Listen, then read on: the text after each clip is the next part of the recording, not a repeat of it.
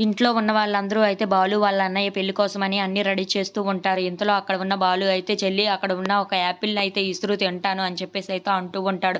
అది వినిన వాళ్ళ చెల్లి అయితే బాలుకి యాపిల్‌ని అయితే ఇసురుతూ ఉంటుంది. అక్కడ ఉన్న బాలు అయితే ఆ యాపిల్‌ని తింటూ ఉంటాడు. అది చూసిన వాళ్ళ అమ్మ అయితే "ఛీ! నీకు సిగ్గుగా లేదు. నా కోడలు నా కోసమని తెచ్చింది. నాకు ఒంట్లో బాలేదని తెచ్చింది. అది నువ్వు తింటున్నావు" అని చెప్పేసి అయితే అంటూ ఉంటుంది.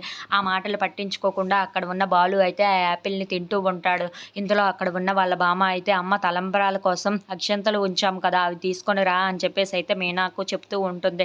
అవి వినగానే అక్కడ ఉన్న మీనా అయితే "సరే నేను వెళ్లి తీసుకొని వస్తాను బామ్మగారు" అని చెప్పేసి అయితే అక్కడి నుండి వెళ్తూ ఉంటుంది. ఇంతలో ఆ అక్షింతలు తీసుకొని వస్తూ ఉండగా అక్కడ ఉన్న మీనా అయితే కాలు జారి పడిపోబోతూ ఉంటుంది.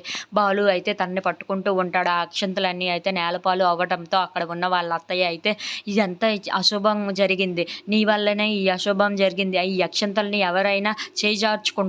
ఇదంతా జరగడానికి నువ్వే కారణం" అని చెప్పేసి అయితే మీనాను తిడుతూ ఉంటుంది. ఆ మాటలు వినగానే అక్కడ ఉన్న ఇంట్లో ఉన్న వాళ్ళందరూ అయితే చాలా కోప్పడుతూ ఉంటారు వాళ్ళ అమ్మని చూసి. ఇంతలో అక్కడ ఉన్న బాలు అయితే "ఎందుకు అలా తిడుతున్నావు? ఏదో జారిపోయింది. అందుకే పడిపోయాయి అవి" అని చెప్పేసి అయితే అంటూ ఉంటాడు. ఆ మాటలు వినగానే అక్కడ ఉన్న వాళ్ళ అమ్మ అయితే "జారిపోయాయా? అది ఎంత అశుభమో తెలుసా? అయినా నా కొడుక్కి ఈ పెళ్లి ఖాయం అవ్వడం నుండి మీ ఇద్దరూ చాలా చిరాకుగానే ఉంటున్నారు" అని చెప్పేసి అయితే అంటూ